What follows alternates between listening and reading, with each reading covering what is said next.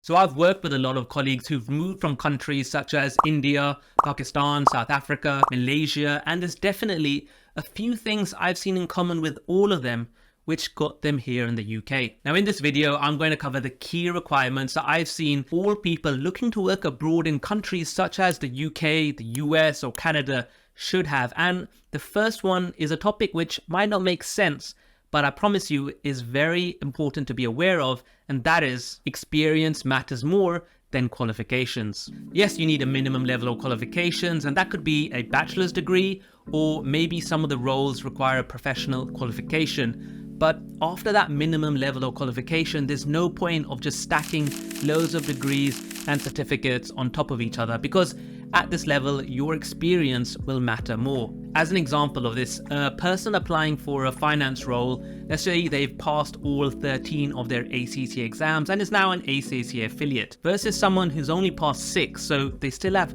over half of the papers left to complete, but has 2 years of work experience already under the belt. The person with the 2 years of work experience will always be looked upon more favorably than the person who's passed all 13 exams. The reason for that is they've already proven that they can work in an office environment. You see, when it comes to working, there's loads of nuances of being in an office that people don't want to teach others, because a lot of the time you can't teach that kind of stuff, from talking to colleagues, asking for help, setting up meetings, sending emails. If you know all of this, then you'll already be a more valued employee from the get-go. All of the hard skills, from financial ratios to learning programs, can always be taught to you at the end of the day. It's the soft skills which are harder to learn, and so they want you to show that you've already demonstrated them in an office environment. And the best place someone will often find out if you actually have these skills is going to be in the next point that you should know about as a foreign worker, which is the interview stage. So working in countries such as the UK or the US, people want to see your personality. Now, I know that might sound strange, because if you're good at your work, then that's all that should matter, right? Well, like I said, hard skills can always be taught, but it's the soft skills of getting along with people that's difficult to teach, but important to have. I remember when I was prepping for my investment banking interviews, a common phrase that was always told to me was that the interviewer is trying to see if he or she was stuck at an airport for 6 hours with you, would they be able to get along? The point of this is to show your personality in your answers, so the interviewer, who will most likely be working alongside you, will feel happy to do so for 10 hours every day. And this point of showing your personality is important once you get past that first round of interviews. You see, after the first round, your CV doesn't really matter as much. What you've done in the past was good enough to get your foot in the door. But unfortunately, there's something which is often missing in a lot of people's resumes, which doesn't even let them get to that first round, and that's quantifying your experiences. Now, when it comes to creating resumes for companies based in the UK and the US,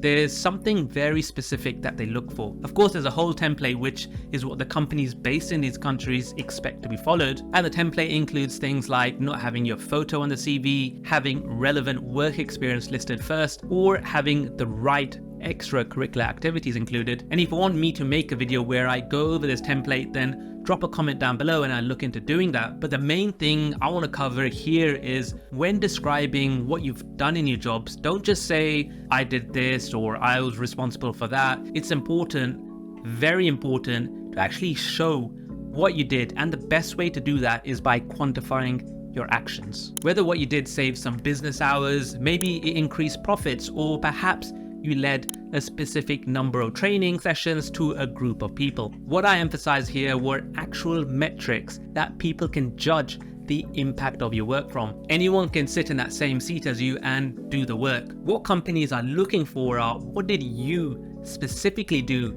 And you need to prove that with numbers. And that's what I want to get across when talking about your resume. Always quantify the impact of your work. Now, talking on numbers, the next point is something that excites a lot of people, but it's often the wrong numbers which people focus on, and that's reviewing living costs. So you want to move abroad to earn a high salary. That's great, but before focusing on the salary, you need to research what are the living costs of that location. See, if you focus on the salary first and you convert it to your home currency, chances are the majority of the jobs, when converted, will be extremely high, and you think, great, I can send money back home to my family, I can use it to invest in my home country, but you have to remember you're going to be living and working abroad. If the salary is below the living costs, then you're just going to be struggling abroad and it'll be a miserable experience, which in the end will impact your work performance and mental health. Now, when it comes to lifestyle, especially the work lifestyle in your home country,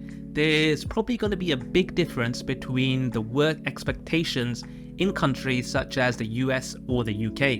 And one of them is going to be make sure you don't just follow rules. I know a lot of the times when you come from certain countries, there's an expectation that the day-to-day role that you do, there are set expectations, there's processes that you just have to follow, and there's managers that you have to listen to. You have to understand though, when moving abroad, there's a big change of what's going to be expected from you because you're now going to be living in a high cost location. All of a sudden, it's going to be very expensive for the companies to hire you. And so there has to be a good reason why you should be hired in those locations. And the reason why they actually want employees based in those kind of places such as London, New York, Toronto, Singapore, is because they want people who add value. They don't want people just following the same processes. They want people who can say, I have a better way of doing things. They want people to save time and ultimately save money. They want people to challenge managers and not just take managers' words as the best and only way of doing things. It doesn't matter if they're senior, you have a right to ask them, why are they doing it this way? Because at the end of the day, you might actually have a better way of doing things. So when moving to these high cost locations, be prepared to have a mindset change of how you're going to approach your work and how you're going to see your work as something that you want to improve and add value to the company. Talking about high cost locations and salaries, if you want to see what different salaries look like for finance employees around the world, then I've already made a video where I cover several countries, which I'll leave next to me. So go check that out, and I'll see you all in the next video.